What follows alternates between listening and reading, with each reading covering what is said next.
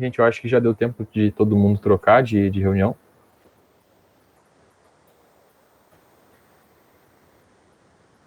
É, tem o mesmo número mais ou menos que estava lá. Uhum. Só tô com problema com compartilhamento aqui, mas eu acho que já vai resolver. Uhum.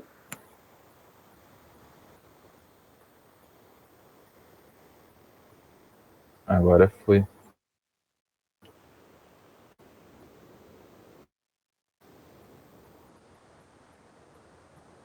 Só esperar carregar. Uhum.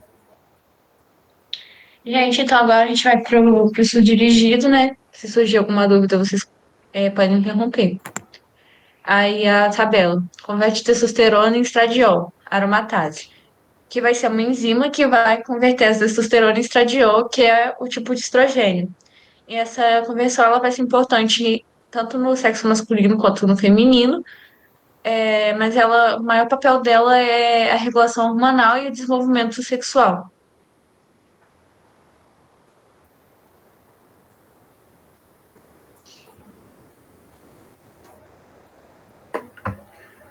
Pro segundo item na tabela, a gente tem a afirmativa inibe o desenvolvimento gestacional de estruturas femininas. A gente tem o HRM, que é a resposta correta. Em fetos masculinos, o HRM, nesse caso, a abreviação está traduzida, né, para AMH, inibe a formação dos ductos de Miller, que vão impedir o desenvolvimento de estruturas femininas internas e promovendo a masculinização. O processo vai garantir que as estruturas sexuais masculinas se desenvolvam corretamente. Esse processo é importante, né, quando o bebê, enfim, tem um cromossomo XY, para que ocorra essa formação correta de características masculinas. Estimula o desenvolvimento gestacional de estruturas masculinas. A resposta é a testosterona. A testosterona, né, gente, todo mundo sabe, é o hormônio masculino, né? Então, ele vai ser o principal responsável pelo desenvolvimento das características sexuais masculinas. E como eu tinha falado na explicação, durante a gestação ela vai estimular o desenvolvimento dos órgãos sexuais e as outras características secundárias ao sexo masculino. 4, a gente tem a modulação de alimentos e o ciclo sono-vigília. Como a gente já falou antes na outra parte, a orexina é a resposta correta para isso, que é um neurotransmissor produzido no hipotálamo e desenvolve um papel crucial na regulação do apetite e no controle do ciclo sono-vigília. Está envolvida na manutenção da vigília e no impulso para a ingestão de alimentos. Libera dopamina no sistema de recompensa, a área tegmental ventral. Igual como o Gabriel apresentou, né, gente? O sistema de recompensa. A ATV vai ser a região do cérebro que vai liberar dopamina no sistema dopaminérgico. Então, ele vai influenciar o sistema de recompensa, motivação, prazer, né? E é isso. Está associado ao sistema dopaminérgico, foi o que eu falei. 6, a gente tem tamanho reduzido em homens homossexuais. A resposta correta para isso seria NIH3 ou INAH3. É o núcleo anterior do hipotálamo. É uma estrutura cerebral associada a diferenças no tamanho, com tamanho diferente, né, em homens hétero e homossexuais. Isso pode ser associado, né, com essa questão de orientação sexual, mas também é bom deixar claro que, assim, NIH3 é uma de, acho que 4 estruturas hipotalâmicas que é associada com essa diferença, né, entre homens homo e heterossexuais. Existem também outras características que influenciam, né, isso, enfim.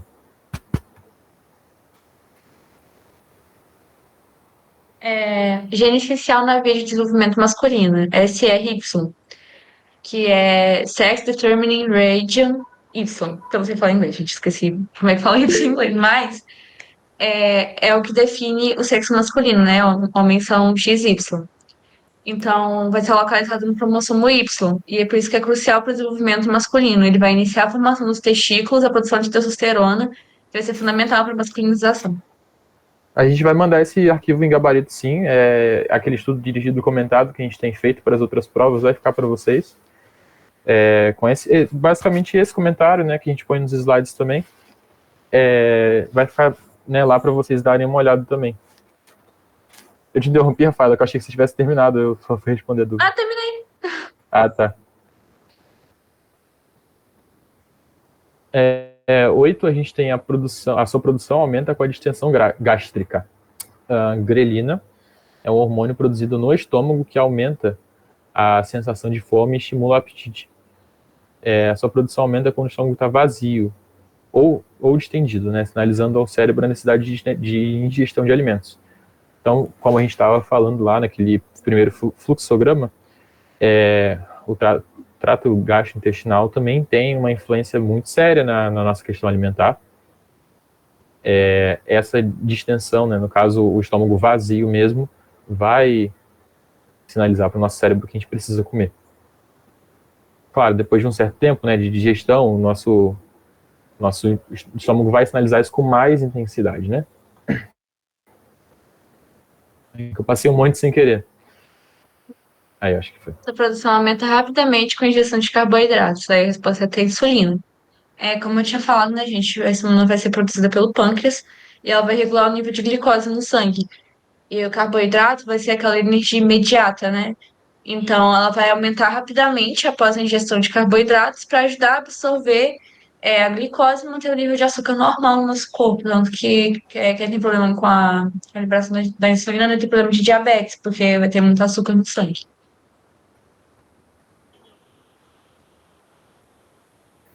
Sua produção é rapidamente inibida pela ingestão de alimentos. A gente tem a CCK, que é um nome que eu não vou me arriscar a dizer, mas está aí na tela. É um hormônio crucial na digestão e regulação do apetite. A produção aumenta em resposta à ingestão de alimentos, principalmente gorduras e proteínas, e vai coordenar a digestão para liberar enzimas pancreáticas e bile. Por que a liberação desse hormônio é importante, né? Enfim, essa regulação das enzimas pancreáticas e da bile é importante porque a gente tem que fazer essa liberação de enzimas para quebrar alguns tipos de alimentos. Então, as proteínas, por exemplo, só são quebradas, vai vir, pelo ácido estomacal, né? Então, nosso estômago tem um teor ácido porque vai quebrar as proteínas. E, enfim, essa CCK vai fazer essa liberação de enzimas que quebram as gorduras e proteínas que a gente ingere. É produzida por células adiposas, a leptina. Igual a gente já falado, né? Vai ser produzida pelo nosso tecido de gordura e vai ter importante papel na regulação do apetite e metabolismo energético, que eu já tinha falado. 12. Protege de efeitos gestacionais de estradiol. A alfa-fetoproteína vai se ligar no estradiol para proteger o feto, né? O que acontece é que uma exposição excessiva aos hormônios pode causar problemas de formação durante os estágios de desenvolvimento do feto. Aí entra essa proteína, que é a alfa-fetoproteína, para, como está dizendo aqui, se ligar ao estradiol e impedir que ela, né, se ligue ao feto, enfim, atinja o feto de formas negativas. Síntese de macromoléculas, o anabolismo. Gente, o anabolismo vai ser muito importante para o crescimento e reparo celular.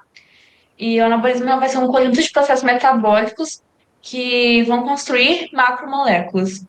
Síntese, no caso, vão construir essas macromoléculas a partir de moléculas pequenas, como carboidratos, lipídios, e esses processos gastam energia, né?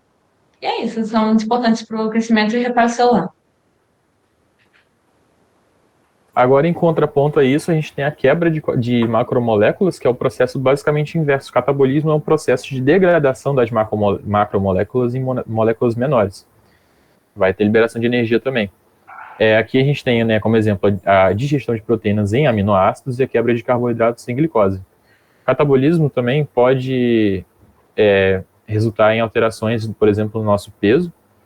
Então, se você passa muito tempo, né, se você tem uma certa dieta, né, em que você ingere uma certa quantidade de calorias, uma certa quantidade de proteínas e outros nutrientes, e você, por algum motivo, né, deixa de seguir essa dieta, você pode ter esse processo catabólico, que vai, né, reduzir em alteração de peso, geralmente associado também à quebra e queima de gordura.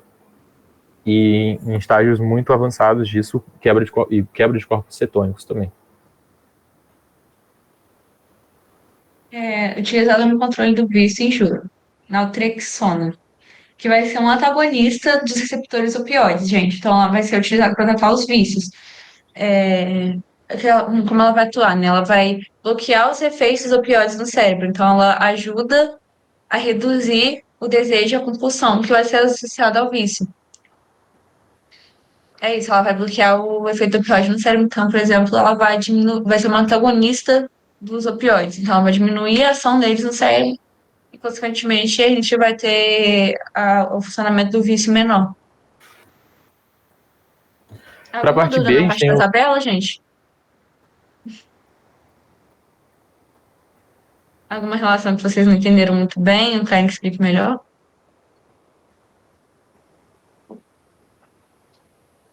Acho que tá dando pra ir. Tá bom, então a gente vai pro verdadeiro ou falso agora.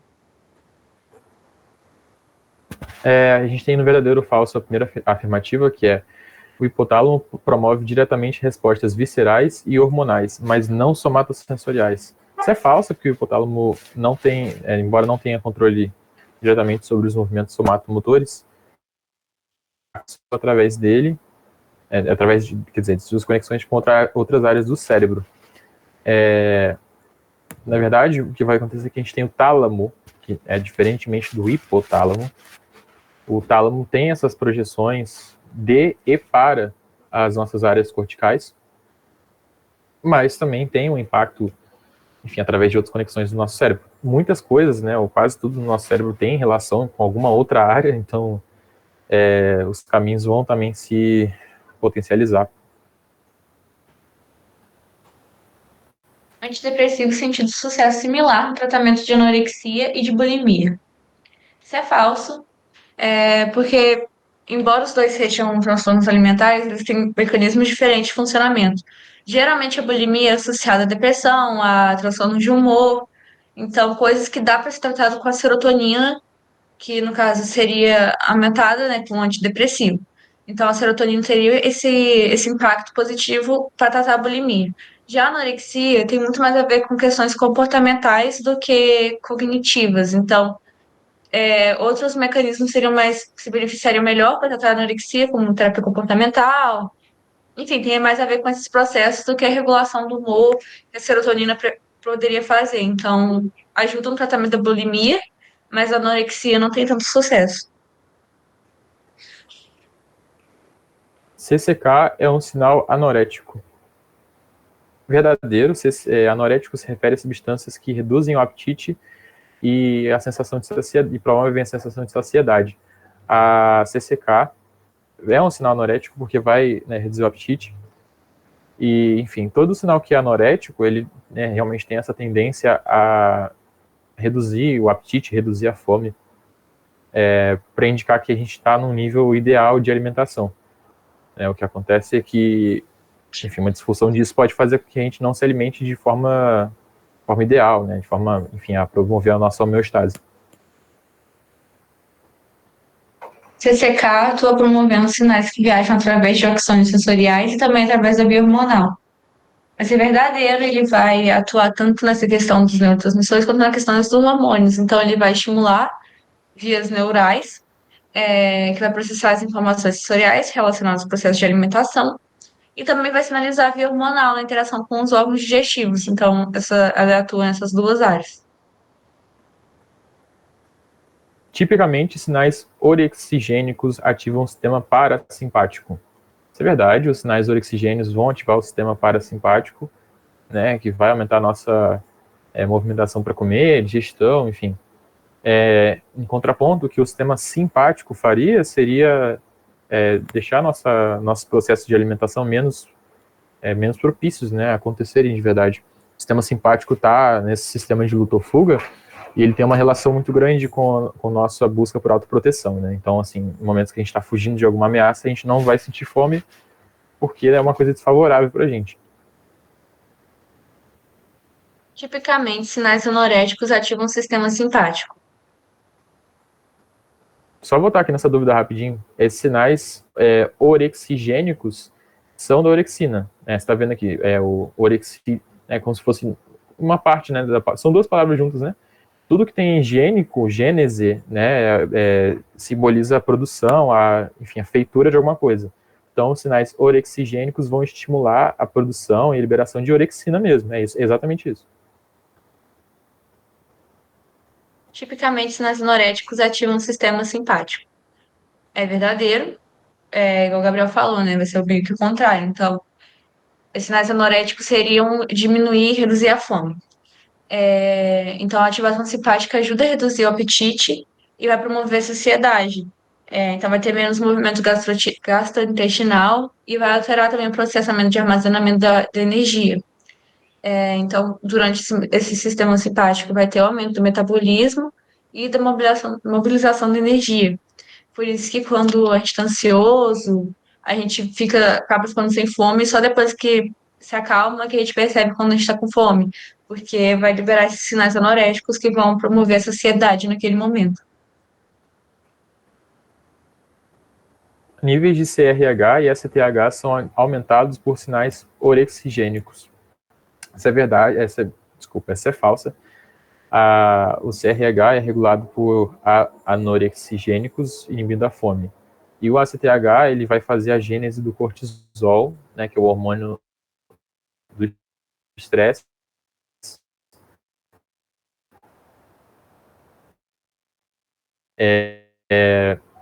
Enfim, relacionado ao eixo HPA, né, que é o nosso eixo de resposta ao estresse, a gente vai ter a liberação de cortisol para simbolizar mesmo. O cortisol é um hormônio que sinaliza o estresse no nosso organismo e pode também estar relacionado com a perda de peso. Enfim, situações muito estressantes podem reduzir nosso apetite, né? Níveis baixos de grelina aumentam o comportamento alimentar. Isso é falso, gente. O nível de grelina vai ser inversamente proporcional ao da fome. Então, quando a gente tem baixo nível de grelina, a gente vai estar saciado. Então, a gente não vai procurar alimento, a gente não vai estar com fome. Quando a gente tem alto nível de grelina, a gente vai estar com fome. Então, é isso. Nível baixo de grelina reduz a busca por alimento, porque vai sinalizar a saciedade de forma similar à leptina. E se a gente tiver nível alto de grelina, a gente vai procurar alimento. A gente vai estar com fome.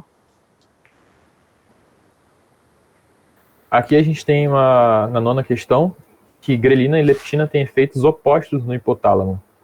Essa é completamente verdade, porque são, enfim, quase que posições antagônicas, né?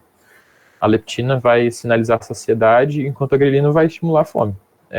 Só para voltar, a leptina vai ser liberada aí, como a gente falou, pela massa adiposa, pelas células de gordura, e a grelina vai ser liberada pela falta de alimentação, pela falta de alimento no nosso corpo, né? Tanto grelina quanto leptina têm estrutura peptídica. É verdadeiro, são hormônios peptídicos, então com ligação covalente. Então, é porque pode ficar com dúvida, né, pela grelina ser produzida de forma diferente da leptina, mas mesmo a leptina sendo produzida em células adiposas, eles vão ser hormônios peptídicos. 11. Níveis baixos de leptina reduzem o nosso comportamento alimentar. Isso é falsa. Os níveis baixos de leptina, o que acontece quando a gente está com um nível baixo de um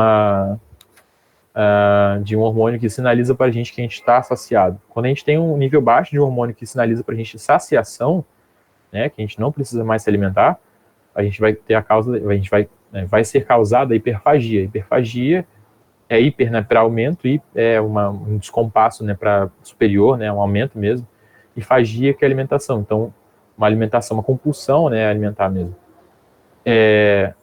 Contrário aos níveis baixos de grelina, que causam saciedade,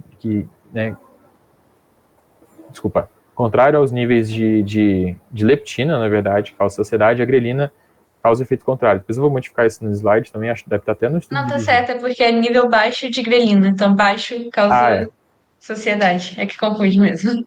Obrigado, eu embolei aqui um cadinho. Em humanos, a administração de leptina tem tido menos sucesso do que o esperado. Isso é verdadeiro. A administração de leptina foi pensada para reduzir a obesidade. Só que, como eu falei, né, gente, não vai ser só genético. Então, mesmo que que a gente administrasse a leptina, a obesidade vai ter influência genética, metabólica, comportamental, a pessoa pode ter resistência à leptina, pode ter alteração hormonal, o corpo dela pode funcionar de forma diferente a isso, cada pessoa tem um metabolismo também, então não teve tanto sucesso quanto as pessoas esperavam que teria. 13. Gene OB é responsável pela produção do receptor para leptina. Essa é falsa, o gene OB vai produzir a própria leptina. Existe um outro que, se não me engano, é DB, que ele vai produzir o receptor, mas o OB é para produção de leptina. A orexina não era peptídeo produzido pelo intestino. Isso é falso. A orexina vai ser produzida pelo hipotálamo, por isso que às vezes você pode confundir tanto da orexina e da leptina serem peptídeos, né? Mas enfim, a orexina ela vai ser produzida no hipotálamo, é isso, não no intestino. 15. Insulina é um hormônio anorético. A insulina pode ser considerada um hormônio anorético, mas ela não tem, na verdade, esse objetivo, né? A insulina ela serve para monitorar, para equilibrar nossos níveis de glicose. Tem um efeito secundário, sim, de ser um hormônio anorético. E, enfim, vai regular os níveis de glicose no sangue, influenciando o sistema nervoso central para sinalizar que a energia está disponível. Quando a gente come alguma coisa com glicose, vai ter um aumento de energia. Então vai diminuir a necessidade de a gente continuar, comendo.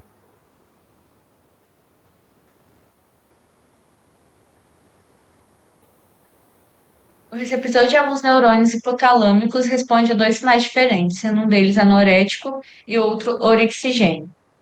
Isso é verdadeiro. A gente aprende isso, acho que no primeiro período, sobre como depende da ação que o neurotransmissor vai ter no receptor. Então, nem sempre o receptor vai ser só uma modalidade. Então, ter esses receptores que atendem as duas modalidades é importante para a gente poder regular o nosso comportamento alimentar.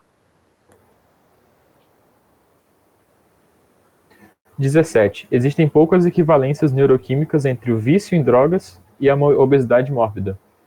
Isso é falsa, porque um descompasso nos ciclos dopaminérgicos, em função de abuso de substâncias, tem uma situação parecida por causa das vias de sinalização do nosso cérebro, né? O que acontece é que quando a gente tem um caso de abuso de substâncias, a pessoa pode, enfim, ter uma liberação de dopamina para sinalizar que aquilo é uma coisa positiva, né, e favorável para o organismo. Pode também ter esse descompasso com relação à alimentação, né, com uma liberação muito alta de dopamina que vai incentivar uma compulsão alimentar.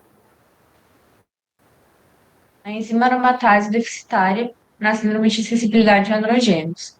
É falso, os dois mecanismos não têm muito a ver um com o outro, porque a aromatase ela vai converter a testosterona em estradiol, e essa síndrome da sensibilidade está mais associada a deficiência nos receptores para andrógenos, então não tem muito a ver os dois. 19. A enzima que converte testosterona em dihidrotestosterona, que é também abreviado para DHT, é deficitária nos goivedoces. Isso é verdade, né? Sendo deficitária, essa 5-alfa-redutase não vai fazer a conversão. Notem, né, que a enzima alfa-redutase vai converter a testosterona em DHT. A DHT vai, né, produzir essas características sexuais masculinas também. E aí, assim, quando chega no período da puberdade, né, por que tem essas alterações, né, dos goivedoces de características sexuais? Porque durante a puberdade, né, normalmente tem esse aumento mesmo de testosterona e vai ter o desenvolvimento de características sexuais masculinas. É isso. Nas crianças conhecidas como goivedoces, a produção de testosterona começa com a puberdade. Isso é falso, é uma pegadinha, porque a testosterona acontece desde o período perinatal, tá, gente? Só que o que vai acontecer nesse caso, não nesse caso, em todos os casos, é que a testosterona aumenta na puberdade. Que nesse caso vai estar relacionada com uma diminuição da DHT nos estágios de desenvolvimento, então vai aumentar depois a testosterona e é aí que desenvolve o órgão sexual. Gente, alguma dúvida até aqui? Ou a gente pode seguir?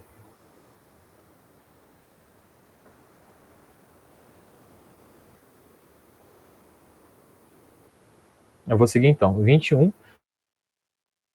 O órgão vomeronasal não parece ser funcional em adultos humanos. Gente, esse órgão é associado à detecção de feromônios e é quase vestigial em termos evolutivos. O que isso significa? Embora a gente possa até apresentar ele, não vai ter nenhuma funcionalidade, porque entende-se que durante o processo de evolução a gente não vai utilizar essa característica de detecção de feromônios. Não é favorável para a gente. Crianças com hiperplasia adrenal congênita podem reverter o quadro clínico através de um tratamento cirúrgico, estético e hormonal. Isso é verdadeiro, né? Como eu tinha dito, essa síndrome pode ser gerida através do tratamento hormonal e quando é necessário tratamento cirúrgico estético. Porque vai restaurar o equilíbrio hormonal do corpo, que devido à síndrome vai estar desbalanceado. E aí a cirurgia pode ajudar a corrigir as características genitais que vão ter sido formadas não de acordo com o cromossomo, com o XX, né? Crianças com síndrome de insensibilidade a andrógenos podem reverter o quadro clínico através de tratamento cirúrgico estético e hormonal. Essa é falsa porque o quadro clínico envolve uma deficiência nos receptores para andrógenos. Então, como eu falei, independente da quantidade de hormônio que você liberar, não vai ter recepção para isso, não vai ser recebido. Então, esse hormônio não vai ser ativado. Em crianças com síndrome de sensibilidade a andrógenos, a falta de órgãos femininos se deve à influência da função testicular fetal. Isso é verdadeiro. A falta de órgãos femininos se deve à função testicular fetal, especificamente à produção dos hormônios, como a testosterona e o hormônio antimileriano, que, como eu falei, quando a gente tem esse hormônio, ele não vai permitir que o órgão genital se forme. Então, reproduz testosterona e THT, mas devido à acessibilidade dos tecidos andrógenos, ele não vai ter efeito nenhum, então não vai ter esse receptor. Por isso que o problema é no receptor e não pode ser corrigido com cirurgia. 25. O estrogênio produzido por um feto tem comumente efeitos masculinizantes. Essa é falsa, na verdade o estrogênio vai desenvolver características associadas à diferenciação fenotípica feminina. Hormônios femininos da gestante têm comumente efeitos masculinizantes. Se é falso, os hormônios femininos da gestante vão ter efeitos femininos, na verdade, né? Que são os estrogênios e a progesterona. A masculinização vai ter a ver com DHT. 27. Pessoas com cromatina X, X, Y são geneticamente masculinas. Repara, gente, que nesse aqui, que a gente está falando assim, comumente o que acontece é que quando a gente tem uma pessoa que é biologicamente masculina é XY e uma pessoa biologicamente feminina é XX. Nesse caso, a gente tem uma trissomia no cariótipo, né, que são os cromossomos para diferenciação sexual. E essa é verdade, porque elas são geneticamente masculinas, mas podem apresentar características femininas como a ginecomastia, que também são estéreis, né? Aumento de ciclooxigenase masculinizam roedores fêmeas. Isso é verdadeiro, acontece sim isso, mas é importante que isso aconteça só em evidências experimentais, então não se sabe como afeta mulheres, né? No caso, humanos. Mas roedores fêmeas é verdadeiro no contexto de evidências experimentais. 29. Níveis de hormônios fetais não podem ser medidos em humanos, mas podem ser inferidos pelo índice 2D, 4D. Isso é falso, porque os exames de imagem não são precisos o suficiente para analisar essas informações, e seria uma relação correlacional e não causal. É uma análise fraca mesmo, né? Porque esse índice 2D, 4D se refere ao tamanho dos dedos, né? Existe uma afirmação de que, enfim, certa proporção para o tamanho do dedo é mais masculina e outra é mais feminina. Então, assim, por exame de imagem só, dizer que existe um aumento de níveis hormonais só por causa do tamanho do dedo também não é uma afirmação precisa. Tipicamente, mulheres apresentam índices 2D, 4D maiores do que homens. Igual a Gabriel falou, analisar o dedo, então acredita-se, é verdadeiro, acredita-se que e acontece com muitas mulheres mesmo, que o dedo anelar é menor do que o dedo indicador. Isso é uma proporção. Então, geralmente, em mulheres, o dedo anelar vai ser menor do que o dedo indicador. Só pontuar rapidinho esse negócio de proporção, assim, fica meio esquisito, né? Porque a proporção maior e o tamanho do dedo, enfim, essa questão de proporcionalidade, quanto maior a proporção, significa que os dois lados são mais iguais. Então, quando a proporção é menor, os dois lados seriam menos iguais, entendeu? Então, uma proporção de 1 para 1 é uma proporção mais alta que uma proporção de, sei lá, 0,25 para 1, entendeu?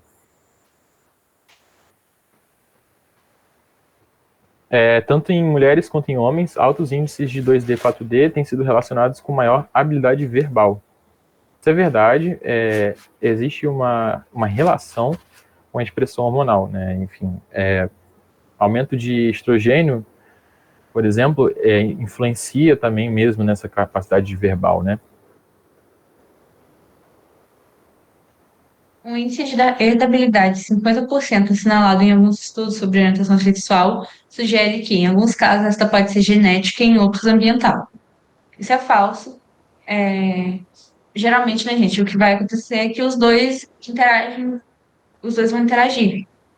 Indica que, em média, 50% da variação da orientação sexual pode ser explicada por diferenças genéticas, enquanto metade atribuída a fatores ambientais e suas interações. Então, as duas se juntam, tanto ambiental quanto genética.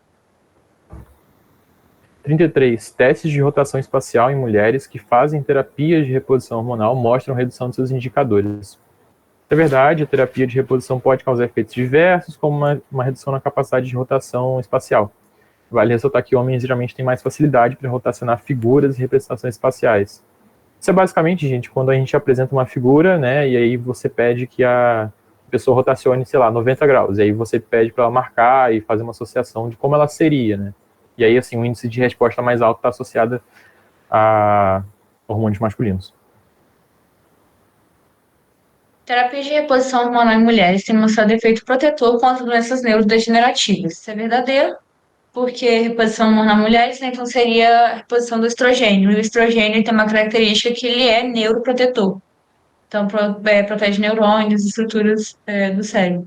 Então, tem esse efeito protetor potencial contra doenças neurodegenerativas.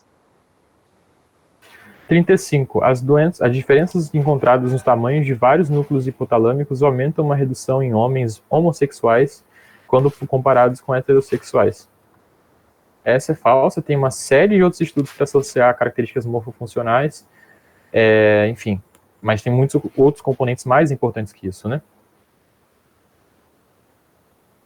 Homens homossexuais apresentam índices de fluidez verbal maiores que o de homens heterossexuais e semelhante aos de mulheres heterossexuais.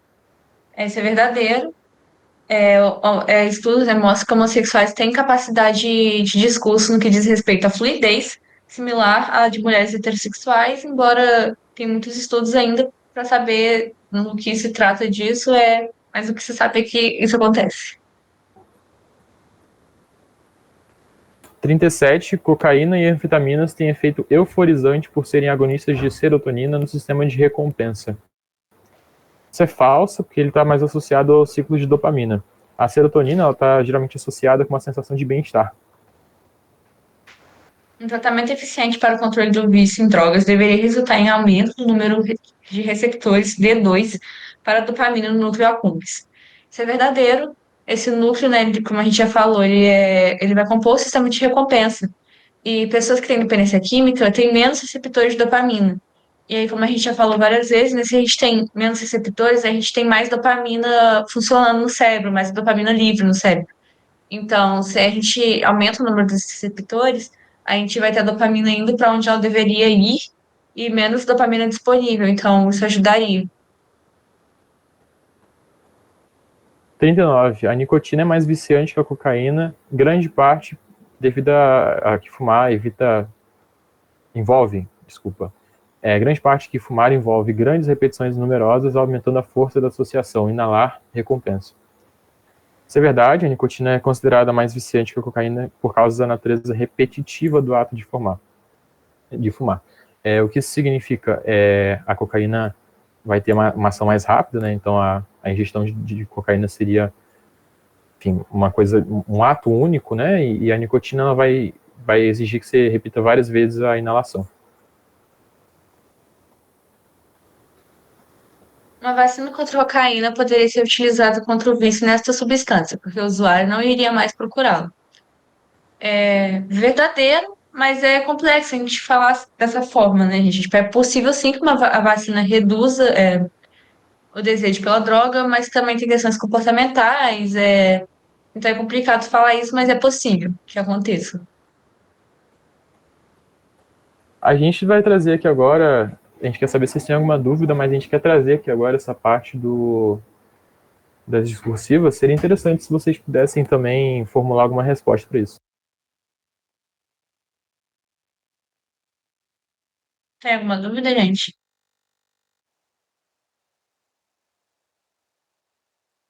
Acho que não. Alguém quer abrir o microfone, então digitar a resposta?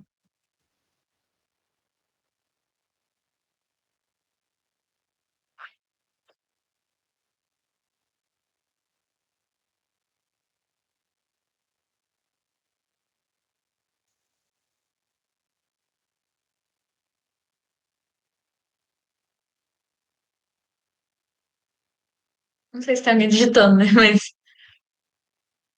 acho que dá pra gente seguir. Aí qualquer coisa, se alguém mandar, a gente para.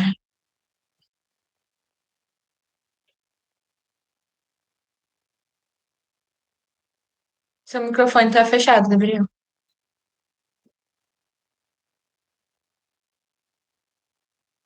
Obrigado. A gente tem o caso John Joanne, que é conhecido como o caso de David Relmer, que ilustra a complexa interação entre biologia e socialização na formação de identidade de gênero. O que acontece é que assim, essa pessoa nasce, né, e teve uma circuncisão que levou à destruição do seu órgão genital, do seu pênis. Os médicos recomendaram que fosse criado como uma menina, Brenda, na ideia de que a identidade de gênero seria suficiente para moldar através da socialização. No caso, o que acontece é porque, enfim, por causa das quantidades, das liberações hormonais, né, Brenda se encontra numa situação, né, desconfortável, enfim, com dificuldades para se adaptar a questões, né, femininas, e na adolescência descobre que, qual é a sua identidade, né, e passa a viver como homem. O caso mostra que a identidade de gênero possui uma base biológica significativa, né, desafiando a visão de que ela pode ser só moldada por fatores sociais. Também tem a importância e coerência entre a identidade percebida e questões biológicas perdidas no momento da identidade de gênero. Então é um caso complexo, claro, né? Breve aqui que houve uma como é que posso te dizer? Houve um erro mesmo médico, né, em afirmar que a identidade de gênero, né?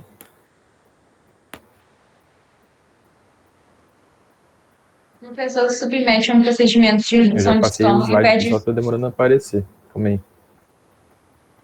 Aparece pra mim. Acho que a minha internet que tá lenta. Eu não sei se eu tô atrasado. Não, tá certinho, tá certo. Pode continuar. Então tá bom.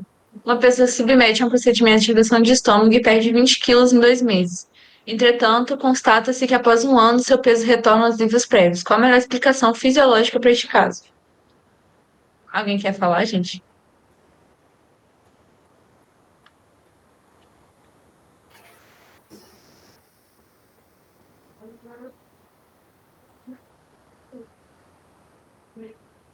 Eu acho que já dá para passar, então. Se ninguém quiser falar É. nada.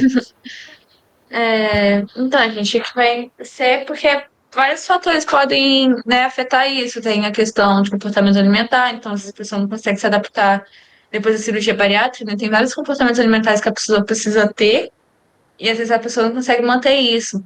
Ou então características genéticas como metabolismo, porque às vezes o metabolismo da pessoa é de fato mais lento. Alguns usos de medicamento, fatores psicológicos, então várias coisas podem afetar essa cirurgia, né? Após a cirurgia. Terceira questão, para a gente encerrar aqui, na verdade, terceira questão, caracterize anatômica e fisiologicamente o sistema de recompensa cerebral e como foi descoberto. O sistema de recompensa central está relacionado com a área tegmentar ventral, VTA, amígdala e núcleo accumbens. A VTA vai ter uma importância no processo de produção e liberação de dopamina, e a amígdala pelos processos de aprendizagem e processos emocionais também. A amígdala está muito relacionada com a aprendizagem pelo medo, então situações de estresse podem nos ensinar bastante coisa. O núcleo accumbens está relacionado com os processos de aprendizagem e recompensa, né, e pelas vias dopaminérgicas também. Esse ciclo foi descoberto por causa de testes com roedores, e perceberam que eles tinham uma atividade aumentada dessas áreas, né, quando causavam uma descarga elétrica autoestimulatória num centro de prazer. Gente, agora o Santiago disponibilizou depois, né, umas questões sobre o sono e vigília. Aí a gente trouxe aqui alguma dúvida sobre essa outra parte da matéria?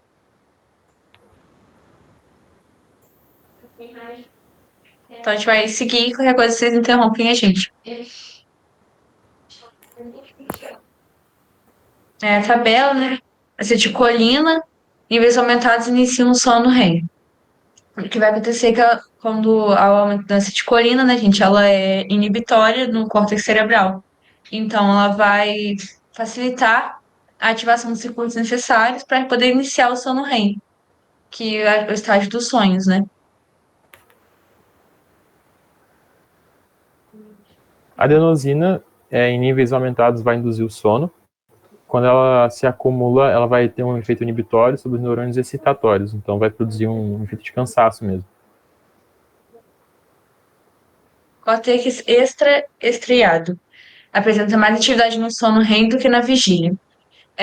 Ele vai ter mais a ver, gente, com sonho, com sono REM, porque ele vai estar mais a ver com a atividade do sonho. Então, ele vai estar mais ativo durante o sonho REM do que durante a vigília, embora ele também tenha a ver com essa alta atividade cerebral.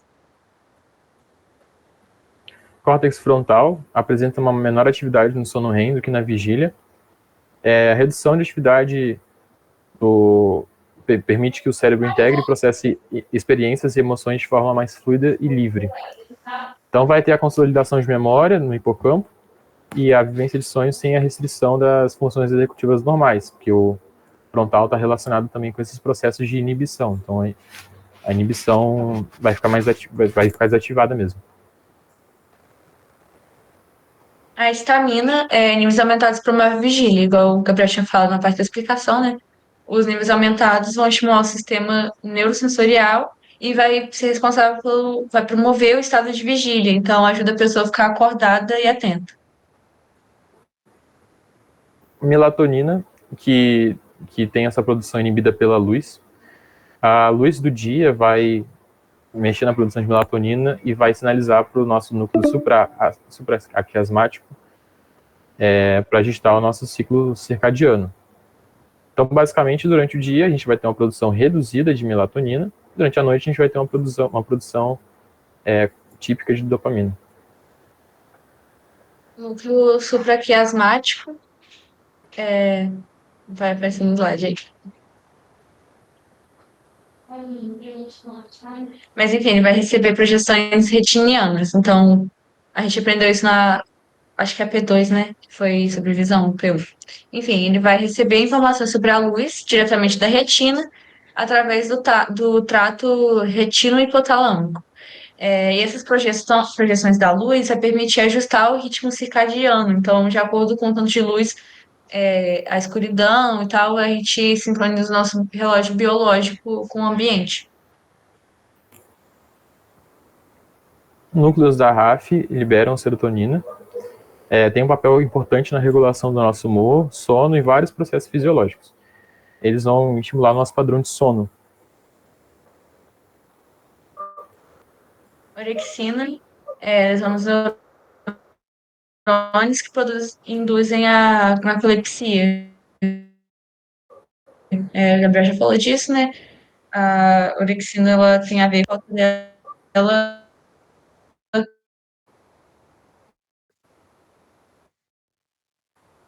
ou a lesão dela causa narcolepsia. Ritmo alfa presente quando a gente está acordado e de olhos fechados. Esse ritmo é associado a um estado de relaxamento mental e repouso, refletindo a atividade sincronizada das áreas corticais. Basicamente, também associado a processo de meditação também, né? Ritmo beta é característico do sono REM, que é quando tem uma intensa atividade cortical, por causa dos sonhos. Ritmo delta, associado aos estágios 3 e 4 do sono, associado ao sono profundo e de ondas lentas. É importante para a restauração física, né, muscular, óssea e a nossa consolidação de memória.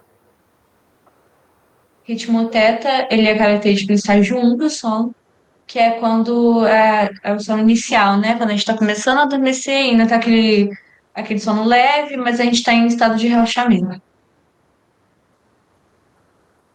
Sono não REM é o sono de ondas lentas e crucial para nossa reparação e reestruturação mental.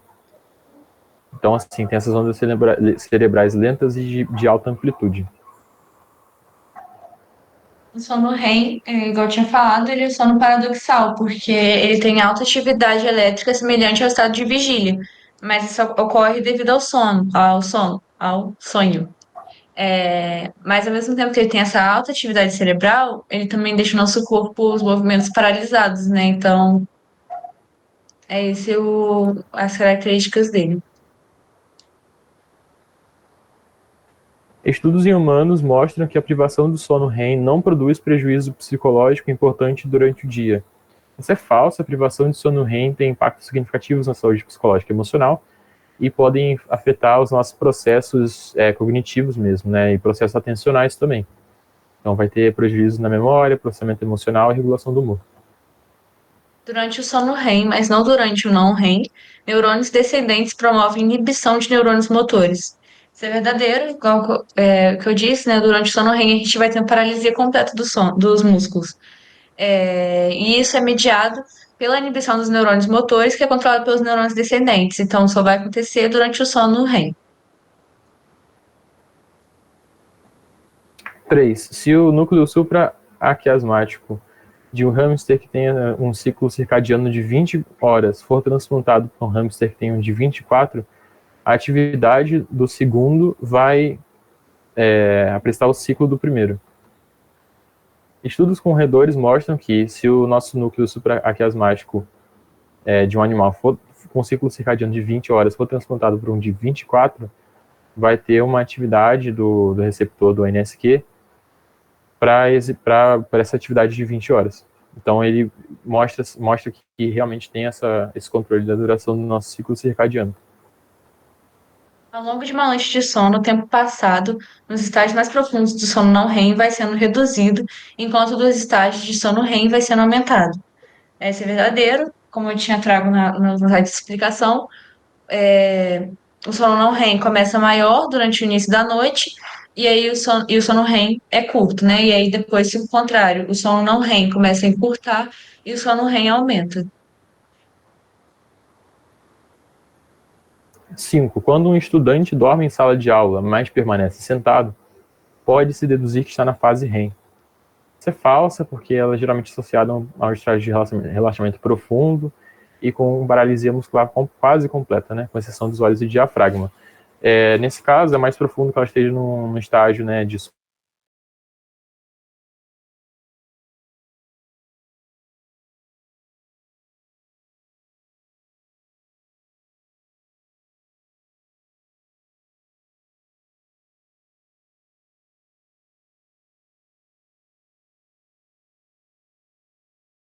A orexina tem, então é produzido no hipotálamo, mas ele mantém o estado de vigília, a manutenção do estado de alerta. Aqui a gente tem algumas perguntas sobre as funções que podem ser atribuídas ao sono e como o Santiago também pede para a gente justificar nossas respostas, né? É só ligar a lanterna aqui, porque eu não vou conseguir acender o interruptor agora. Já está ficando muito escuro. O sono é fundamental para a nossa saúde, desempenhando papéis cruciais na consolidação de memória, recuperação física, regulação emocional, fortalecimento do sistema imunológico, crescimento e desenvolvimento, além da nossa cognição e criatividade. Durante o sono REM, o cérebro vai processar e consolidar memórias, enquanto o sono profundo vai promover, né, realmente a reparação e o crescimento. Então, o sono não REM, o sono profundo, né, ele é mais associado a questões físicas mesmo. Faça uma comparação entre as características do sono REM e o não REM. Como eu trouxe aqui, né, gente, o sono REM ele vai ter uma alta atividade cerebral, ele vai ter um rápido movimento dos olhos, e é quase completa paralisia dos músculos esqueléticos. Vai ter padrões de ondas beta, que vai ser muito importante para a consolidação da memória, regulação emocional, criatividade, e os seus períodos são o contrário do sono não REM. Então, o sono REM, não REM, é caracterizado por ondas cerebrais lentas, ele vai ter ausência de movimentos oculares rápidos, vai ter uma menor atividade muscular, mas não é a paralisia quase completa, igual o do sono REM, e ele acontece durante o estágio mais profundo do sono, então quando você está realmente descansando. E por isso que ele é crucial para a recuperação física, o reparo celular, manutenção do sistema imunológico, e vai ter o período maior no início da noite e menor conforme a noite avança. E é isso, gente. Alguma dúvida?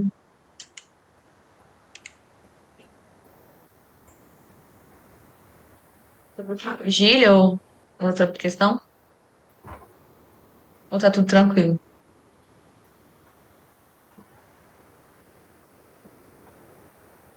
Acho que tá tranquilo, então. Gente, se ninguém for falar nada, só agradecer a vocês por aparecer para a monitoria, nossa última monitoria desse semestre, acredito. É isso, gente. Boa prova para vocês, né? E espero que dê tudo certo.